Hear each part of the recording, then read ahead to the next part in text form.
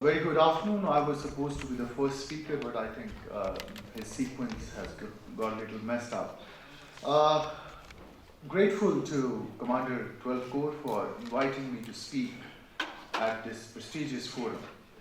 I've been asked to set the stage for this panel discussion on Kashmir as what India is today and how India is likely to evolve in the near future.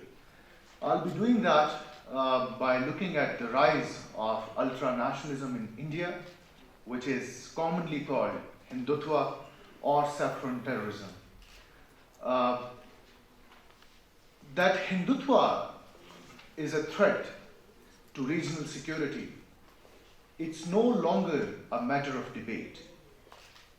Only a month ago, 40 international academic organizations teamed up with top universities in the world, including Harvard, Princeton, and a number of universities in Canada, UK, to organize an international conference entitled Dismantling Global Hindutva.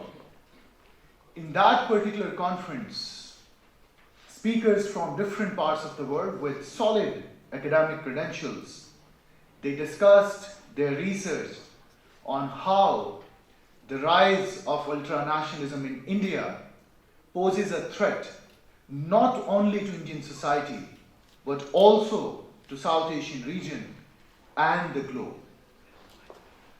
We must acknowledge when we talk about Hindutva that there is certainly a global academic consensus on this threat posed by Hindutva. It's not a Pakistani construct. Although there is this academic consensus academically, but in the Western policy-making discourse, it is absent. Western policy discourse on extremism and terrorism remains extensively focused on so-called Islamic extremism. When it comes to Islamic extremism, they tend to look at it from a magnifying glass. And when it comes to non-Islamic variant of extremism, such as far-right extremism in Europe, Hindutva in India, they tend to trivialize the threat. चलिए I've been told कि मैं interchangeably Urdu और English में बात कर लूँ. बहुत खूबसूरत बात है. मेरा ख्याल है कि हमें इन colonization के इन फंदों से बाहर निकलना चाहिए. अपने लोग हैं, अपनी ज़बान में बात हो तो ज़्यादा बेहतर है. लेकिन पहले 2 मिनट में मैंने आप पे साबित कर दिया मुझे इंग्लिश आती है और इससे आप मेरी काबिलियत का अंदाज़ा लगा सकते हैं. अनफॉर्चुनेटली हमारे मुल्क में काबिलियत का अंदाज़ा कंटेंट से ज़्यादा आपकी इंग्लिश स्पीकिंग स्किल्स से लगाया जाता है. एनीवेज, तो बात ये हो रही थी कि जब बात आती है फार राइट एक्सट्रीमिज्म की या हिंदुत्वा की, तो मगरिब का जो पॉलिसी मेकिंग डिस्कोर्स है वो इसको बहुत ज़्यादा ट्रिविलाइज करते हैं. उसकी वजह क्या है उस पर मैं बात करूंगा, लेकिन अगले 30 मिनट मैं इस्तेमाल करूंगा to offer a rebuttal of ये जो एक अपोलोजिस्ट नोशन है हिंदुत्वा पे, जो विद इन पाकिस्तान और पाकिस्तान से बाहर वो स्कॉलर्स, वो लोग जो हिंदुत्वा को जस्टिफाई करते हैं, मैं उसका रिबटल देने की कोशिश करूंगा ताकि you have an argument when you leave this room. तो जब हम अपोलोजिस्ट नोशन की बात करते हैं हिंदुत्वा, तो वो 2 आर्गुमेंट पेश करते हैं. पहला ये कि इस वक्त हिंदुस्तान में जो हिंदुत्वा का अरूज नजर आ रहा है वो बुनियादी तौर पर इस्लामी इंतहा पसंदी का रद्द अमल है. अगर इस्लामी इंतहा पसंदी ना होती तो हिंदू इंतहा पसंदी भी ना होती. तो in doing so they tend to justify this existence of this lethal ideology. दूसरा आर्गुमेंट वो ये पेश करते हैं कि हिंदुस्तानी मुआशरा बुनियादी तौर पे एक मुतदिल और सेकुलर मुआशरा है. इसलिए हिंदुत्वा का ये जो हालिया मजहर आपको नजर आ रहा है या हालिया अरूज नजर आ रहा है, ये रिवर्सिबल है. ये एक आर्जी फिनोमिना है. ये आने वाले सालों में खत्म हो जाएगा। तो अगर हम इन दो आर्गुमेंट्स को हिंदुत्व की तारीख और हिंदुत्व के हालिया मंजरनामे की रोशनी में देखें तो ये दोनों आर्गुमेंट्स एकेडमिक स्क्रूटनी के तहत इसको आप इजीली डिसमेंटल कर सकते हैं। मिसाल के तौर पे जब ये कहा जाता है कि हिंदुत्व इस्लामी इंतहा पसंदी का रद्द-ए-अमल है, तो आप हिंदुत्व की तारीख पर नजर दौड़ें। Long before the so-called Islamic extremism started to haunt the world, Hindutva existed. 9/11 के बाद से हमें ये so-called सब्ज इंतहा पसंदी नजर आई है, लेकिन हिंदुत्व की तारीख देखें तो वो तो 100 साल पुरानी है। 1923 में सरवारकर ने ये किताब लिखी थी, Hindutva, who is Hindu, in which he explained who is a Hindu. उस किताब में सरवारकर ने मुसलमानों और ईसाइयों को आउटसाइडर डिक्लेयर किया और हिंदुओं, बुद्धिस्ट, जैन्स और सिखों को के बारे में ये कहा कि these are the sons of the soil, ये कॉमन रेस है, ये कॉमन नेशन है, ये कॉमन कल्चर है और ये इंडिजिनस लोग हैं इंडिया के, बाकी मुसलमान और ईसाई ये बाहर से आए। और याद रखें 1923 में सरवारकर ने यह बात कायदे आजम के दो कौमी नजरिए से 20 साल पहले कही थी। आमतौर पे ये जो सो कॉल्ड सेकुलर्स हैं हिंदुस्तान में, वो इल्जाम लगाते हैं मुस्लिम लीग पे, कायदे आजम पे, कि आपने कम्युनल पॉलिसीज अपनाई जिसकी वजह से हिंदुस्तान तकसीम का शिकार हुआ। आजाद जैसे कांग्रेसी भी यही इल्जाम लगाते हैं कायदे आजम पे, लेकिन कायदे आजम तो शुरू में यूनाइटेड इंडिया के हामी थे। ये हिंदुत्व का नजरिया था जिसने कायदे आजम को मजबूर किया कि वो दो कौमी नजरिए की तरफ जाएं। 1923 में जब सरवारकर ने यह नजरिया पेश किया और 1925 में राष्ट्रीय स्वयंसेवक संघ बनी, तो कांग्रेस के कई रहनुमा ऐसे थे जो आरएसएस की तरफ, हिंदू महासभा की तरफ चले गए। And that came as an indication for a visionary leader like Quaid-e Azam Mohammad Ali Jinnah कि आज ये हिंदू महासभा और कांग्रेस के प्लेटफॉर्म से ये मुसलमानों को डिमोनाइज करना जब शुरू करेंगे तो we have no future in united India. कुछ लोग कहते हैं कि उस वक्त तहरीक खिलाफत भी चल रही थी और हो सकता है कि सरवारकर का वो जो किताब है, नजरिया है, वो तहरीक खिलाफत के रद्द अमल के तौर पे सामने आया। लेकिन जैसा मैंने कहा कि तहरीक खिलाफत से बहुत पहले, which is seen as an assertion of Muslim identity और ट्रांसनेशनल मुस्लिम आइडेंटिटी, उससे भी 20-30 साल पहले ये हिंदू रिवाइवलिस्ट मूवमेंट्स शुरू हो चुकी थी। आर्य समाज की बात कर लें, ब्राह्मण समाज की बात कर लें, कि किस तरह से उन्होंने एक एक्सक्लूसिव हिंदू आइडेंटिटी मुस्लिम लीग बनने से कई साल पहले ये उसका आगाज कर दिया था। Let me offer you few more evidences to basically challenge this notion कि it's a reaction to Muslim extremism. RSS 1925 में जब बनी है, 1947 में जिस वक्त हिंदू मुस्लिम फसादात हुए हैं, आरएसएस के ऑर्गेनाइज्ड जत्थों ने उन फसादात में भरपूर हिस्सा लिया और मुसलमानों का बेदरेक कत्लेआम किया।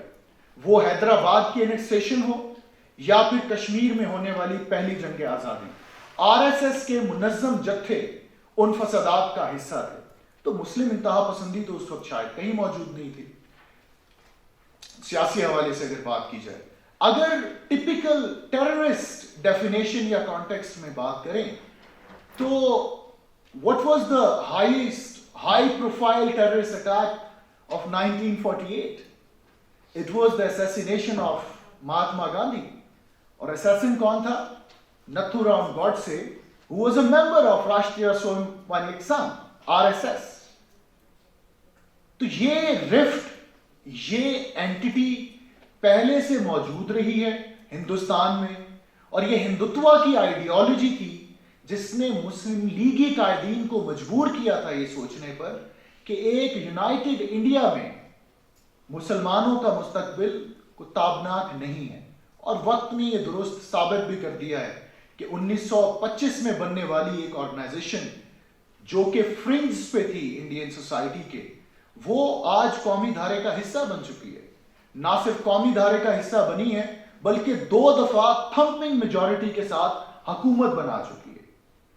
अब आप जरा जहन में लेके आए कि जब पाकिस्तान में मजहबी जमातें इलेक्शंस लड़ती हैं तो मगरिब की तरफ से क्या रद्द अमल आता है। Even main stream political parties like Jamaat Islami या JUI या फिर आप तहरीक लब्बैक या रसुल्ला की बात कर लें, जब इलेक्शंस लड़ते हैं तो नैरेटिव कंस्ट्रक्ट किया जाता है मगरिब की तरफ से कि a nuclear Pakistan will be led by mullahs and the security of Pakistan's nuclear arsenal will be compromised. आपके हमसाए में एक न्यूक्लियर मुल्क है जिस पे आज RSS की हुकूमत है, और ये वो RSS है जो हिंदुस्तान में 3 दफा बैन हो चुकी है। हमने नहीं किया था। पहली दफा 1948 में हुई, नथुराम गॉडसे ने जब गांधी को मारा, 1975 में हुई, और उसके बाद 80s में दोबारा हुई। तो ये एक हिंदू इंतहा पसंद गिरोह आज हिंदुस्तान पे हुकूमत कर रहा है, और इंटरेस्टिंगली वही हिंदुस्तान मगरिब की डार्लिंग बना हुआ है। There is simply no concern on the security of Indian nukes. वो फोको कहता है कि नॉलेज और पावर के दरमियान हमेशा एक नेक्सस होता है। हकीकत कुछ भी नहीं है, हकीकत कंस्ट्रक्ट की जाती है by manipulating facts, by manipulating knowledge. This is what Western knowledge colonization has done to the third world. ये अपनी मर्जी से दुश्मन घड़ते हैं even if the enemy is non-existent. So मैंने आपको तारीखी एक पस मंजर दिया और उससे आप बखूबी अंदाजा लगा सकते हैं कि ये हिंदुत्व का जो अफरीद है ये पिछले कई 100 साल से हिंदुस्तान में मौजूद था, और अपने कयाम के 100 सालों में RSS ने हिंदुस्तान पे ना सिर्फ कब्जा कर लिया है बल्कि अपनी जड़ें इतनी मजबूत कर ली हैं कि अब हम वो स्कॉलर्स जो एक्सट्रीमिज्म पढ़ रहे हैं पूरी दुनिया में, हमें नहीं लगता कि अब इसको अनडू करना मुमकिन है। That take me to the second rebuttal of the argument that the contemporary rise of Hindutva is reversible. वो ये कहते हैं कि हिंदुस्तान का माशरा सेकुलर है और हिंदुस्तान का माशरा हिंदुत्व के एजेंडे के खिलाफ सबसे बड़ी रुकावट होगा। तो पहली तो बात है कि 2014 और 2019 के इंतखाबात ने इस नोशन को बिल्कुल पंचर कर दिया। 2014 में तो इतनी मेजॉरिटी नहीं थी, 2019 में ये मजीद ज्यादा मेजॉरिटी लेके असेंबलीज में आए हैं। दूसरा, एकेडमिक पॉइंट ऑफ व्यू से अगर इसे देखा जाए, एक रवैया, एक नजरिया जब इंस्टीट्यूशनलाइज हो जाता है, जब वो सोसाइटी में पेनिट्रेट कर जाता है, उसको अनडू करना नामुमकिन है, और ये पाकिस्तानियों से ज्यादा कोई नहीं जानता। अब इंस्टीट्यूशनलाइजेशन ऑफ हिंदुत्व की अगर आप बात करें तो आप इंडियन सोसाइटी के 5 मेजर सेक्टर्स ले लें या इंस्टीट्यूशंस ले लें, और वहां पर हिंदुत्व आइडियोलॉग्स या हिंदुत्व आइडियोलॉजी की पेनिट्रेशन देख लें। Let's start with the education. 2004 में जब 1990 की दहाई में जब बीजेपी की पहली दफा हुकूमत बनी थी, एक कोलिशन गवर्नमेंट, तो उस वक्त इन्होंने हिंदुस्तान के निसाब में तब्दीलियां करने के लिए एक कमेटी बनाई थी जिसमें सारे मेंबर्स RSS के, वो कहते हैं ना, लाइफ लॉन्ग मेंबर्स थे। और तब्दीलियां क्या कर रहे हैं निसाब में? बीजेपी से पहले जो कांग्रेस के दौरे हुकूमत में निसाब होता था, it would give you a very inclusive history which United Muslims and Hindus together in India. लेकिन इन्होंने तब्दीलियां करना शुरू की, और वो जो हिस्टोरिकल नैरेटिव था बीजेपी ने वो बिल्ड किया उस हिस्टोरियोग्राफी पे जो ब्रिटिश दौर में लिखी गई थी। Britishers they wanted to divide and rule, और जब उन्होंने आपको डिवाइड किया रूल करने के लिए, they wrote a history in which they pitched Muslims against Hindus of India. So BJP ने वही historical references assume किए.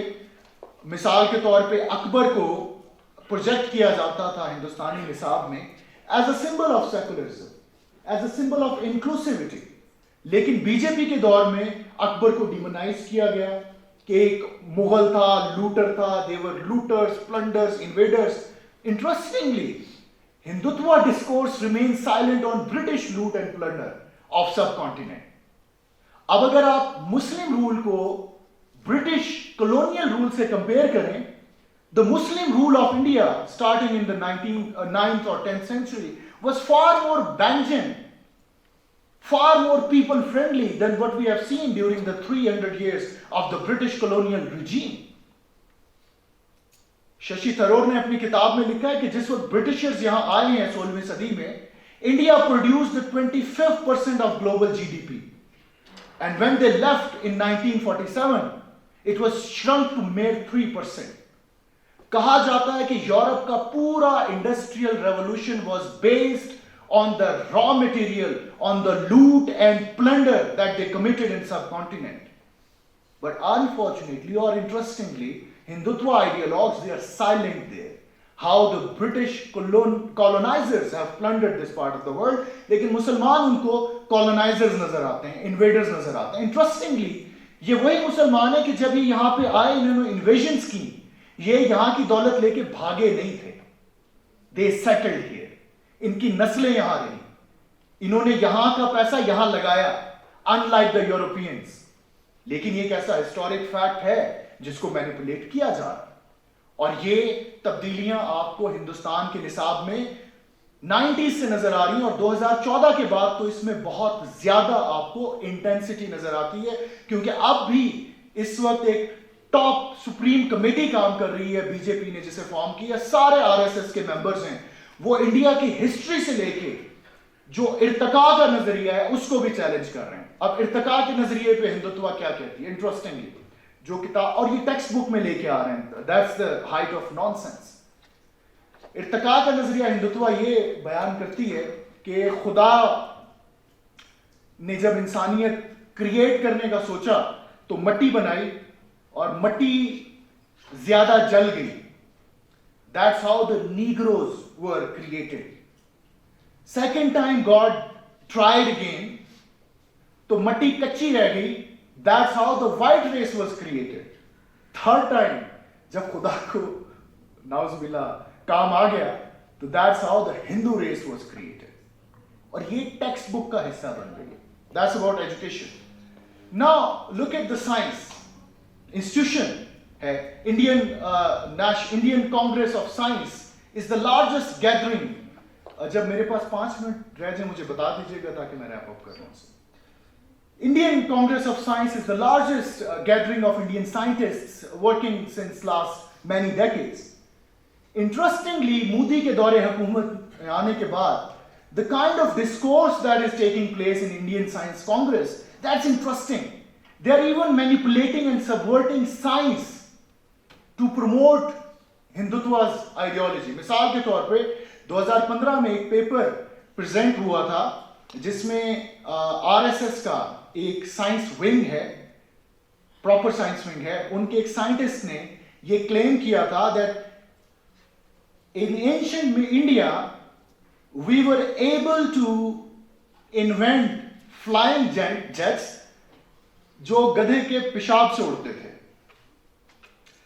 इसी तरह मोदी ने खुद दावा किया कि एक मुंबई में एक अस्पताल का इफ्तिताह करते हुए कि ये जो हिंदू गॉड गणेश है, इट रिफ्लेक्ट्स कि हमने हजारों साल पहले प्लास्टिक सर्जरी इजाद कर ली थी. And there is a nonsense that goes on and on, the way they are manipulating and subverting science and history. And then look at the media. How the saffronization of media is taking place in India. We did a comparative analysis of Pakistani and Indian media, and interestingly, Indian media was found more of a war-mongering media. आप content analysis कर लें, it's an academic technique कि क्या बात कही जा रही है, किस context में की जा रही है. Pakistani media comparatively played a responsible role in situation of crisis with India. और उन्हीं दिनों में इंडियन मीडिया वो वॉर मॉन्गरिंग हो रही थी, और अर्नाब गोस्वामी को कौन नहीं जानता, but he is not alone. Indian academia में there are a number of prestigious universities in India like Jawaharlal Nehru University, which was known for its academic contributions. अब ये हो रहा है कि वहां पर आरएसएस और बीजेपी के स्कॉलर्स लाके बिठाए जा रहे हैं, जो ना सिर्फ सोशल बल्कि नेचुरल साइंसेस का किबला भी तब्दील कर रहे हैं. हिस्ट्री गई, साइंस गई, यूनिवर्सिटीज गई, पीछे क्या बचता है? Policy and strategy. Now, let me talk about strategy. Strategy of any country comes out of the pocket of governing elite of that country. And look at the composition of the governing elite or ruling elite of India at the moment. In 2014, when BJP formed the government in India, out of 19 में से 10 ministries उन लोगों के पास थी जो RSS के members थे, who describe to this ideology. और आइडियोलॉजी क्या है, एक तो मैंने आपको बता दिया, और गोलवालकर ने ओपनली कहा था, ये इनके टेक्स्ट में मौजूद है और they are still following it, कि हमें हिंदुस्तान के मुसलमानों के साथ वही करना चाहिए जो हिटलर ने यहूदियों के साथ यूरोप में किया था. This is something you must learn. That's the ideology that's driving the governing elite of India at the moment. 2019 में जब इन्होंने कैबिनेट बनाई है, उसकी कंपोजिशन में भी आरएसएस के बैकग्राउंड के हामिल लोगों की तादाद बहुत ज्यादा. Look at the ट्राइका, जिसमें अजीत डोवल हैं, नरेंद्र मोदी हैं, आदित्यनाथ योगी हैं, और वो सिंह साहब हैं जो इनके वजीर दिफा हैं. They all once in their life have served with RSS, completely subscribe to RSS ideology. So आपका नेशनल सिक्योरिटी एडवाइजर, आपका वजीर दिफा, आपका वजीर आजम, आपकी सबसे बड़ी रियासत का वजीर आला, ये आदित्यनाथ योगी के बारे में कहा जाता है कि he is likely to be the next contestant for the prime ministership of India. और ये वो बंदा है जिसने हिंदुस्तान के मुसलमानों के लिए दीमक का लफ्ज इस्तेमाल किया था. अब वो बंदा चीफ मिनिस्टर भी है, नेक्स्ट प्राइम मिनिस्टर भी बनेगा. So when people of this background and this ideology will formulate strategic policy, आप खुद अंदाजा लगा लें कि उसका नतीजा क्या होगा. ये ऐसी है जैसे हाफिज मोहम्मद सईद को आप पाकिस्तान में वजीर दिफा लगाते हैं, हिंदुस्तान में लगे हुए हैं, but the west is least bothered about that. Talk about foreign policy of India under the Hindutva overhang. They have become even far more aggressive vis-a-vis Pakistan. Why? Because Pakistan is central to Hindutva ideology. Go to the RSS website and find the map of Akhand Bharat there. In that map, countries including Afghanistan, Pakistan, Sri Lanka, Bangladesh, Nepal, Maldives, they are shown as a part of Mauryan Empire or Akhand Bharat.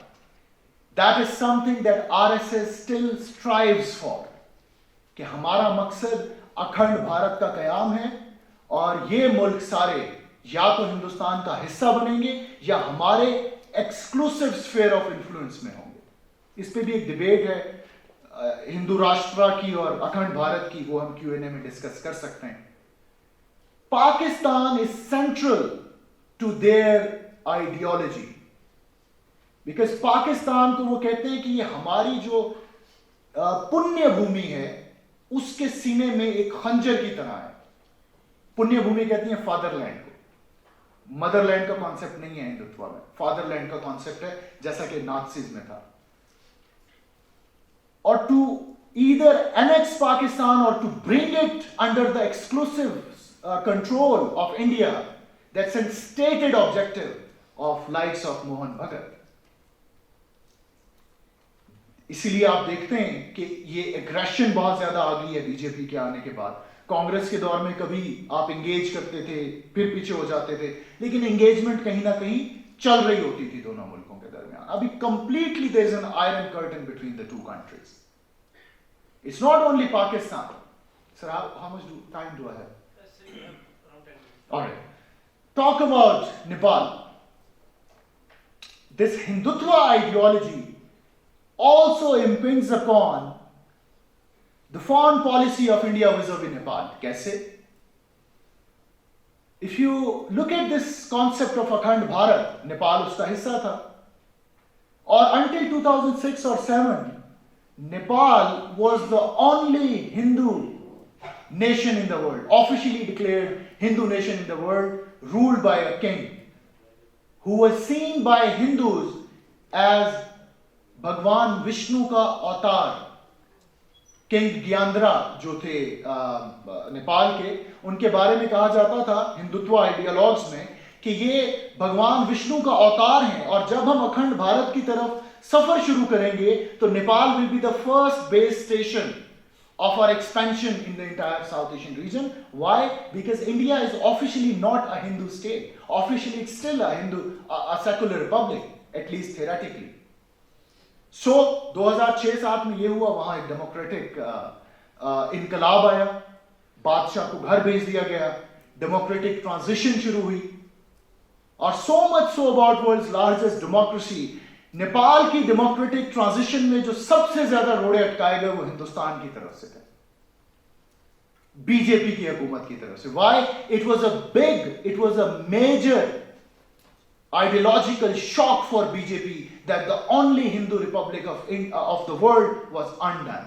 So what they did, they started sending RSS people in Nepal to form terrorist organizations to target the newly political dispensations there. और फिर साथ ये भी हुआ कि जिस तरह से अफगानिस्तान एक लैंडलॉक्ड कंट्री है, नेपाल भी एक लैंडलॉक्ड कंट्री है जिसका सारा दारोमदार इंडिया पे है, largely to access to the sea. India imposed a blockade of Nepal for more than 8 months that resulted in a big humanitarian crisis in Nepal. Pretext तो कुछ और था, बट असल वजह यही थी, they could not see Nepal on the path of democracy. So Pakistan done, Nepal done, Bangladesh. During last 10 years, to be specific, the relations between the two countries, they have improved quite a lot. लेकिन हिंदुत्वा पॉलिसियों की वजह से हिंदुस्तान और बांग्लादेश के ताल्लुकात में भी इस वक्त शदीद रखने पड़ चुके हैं. गालिबन 2019 में they introduced this Citizenship Amendment Act, the BJP government. Act क्या था कि 2014 से पहले जो हिंदू, सिख, बुद्धिस्ट, जैन और क्रिश्चियन साउथ एशिया के मुख्तलिफ ममालिक से हिंदुस्तान में आए हैं, उनको हम शहरियत देंगे, और वो मुसलमान जो पिछली चंद दहाइयों में हिंदुस्तान में आए हैं उनके लिए हम एक सिटीजनशिप रजिस्टर बनाएंगे और उनको निकालेंगे बाहर यहां से. आसाम में ये पहला तजर्बा किया गया, और आसाम का अगर आप डेमोग्राफी देखें तो वहां पर बंगाली मुस्लिम्स की एक बहुत बड़ी तादाद पाई जाती है, क्योंकि प्रॉक्सिमेट हैं ज्योग्राफिकली. तो Bengali Muslims have been going back and forth to India the way Pashtuns do in Pakistan and Afghanistan. So उस रजिस्ट्रेशन एक्ट के थ्रू कैन यू इमेजिन कि 3 मिलियन बंगाली मुसलमानों को उनकी शहरियत से महरूम किया गया, और उन्हें कहा गया कि either you go to India और Bangladesh, or you'll have to spend rest of your life in actual concentration camps. Now, you must be hearing about, this Uyghur camps जो so called China ने बनाए हैं Uyghurs को, लेकिन कभी western media में उन कैंप्स का सुना जहां 3 मिलियन बंगाली मुसलमानों को रिस्ट्रिक्ट किया गया. और जो सो कॉल्ड चाइनीज कैंप्स हैं उनकी सूरत हाल बहुत बेहतर है. I have visited them many times. Camps नहीं है, वो प्रॉपर सेटलमेंट्स हैं. यहां पे अगर आप जाके देख लें तो यू वुड रियलाइज कि हो क्या रहा है. But western media and policy making is मम अबाउट दैट. वजह क्या है? Q&A में हम बात कर लेंगे उस पर। अब ये 3 मिलियन बंगाली मुस्लिम जब बांग्लादेश वापस जाएंगे तो जाहिर है it is going to create a problem in Bangladesh. और बांग्लादेश में गवर्नमेंट तो उस तरह से रिएक्ट नहीं कर रही है because still aligned with BJP, लेकिन जो सोसाइटी के मुख्तलिफ स्टेक होल्डर्स हैं they are now responding to Hindutva in India. That's why when Modi visited Dhaka couple of months ago, इतने शदीद एहतजाज वहां हुए कि 5 लोग उन एहतजाज में मारे गए थे ढाका में। They didn't want Modi to come to Dhaka.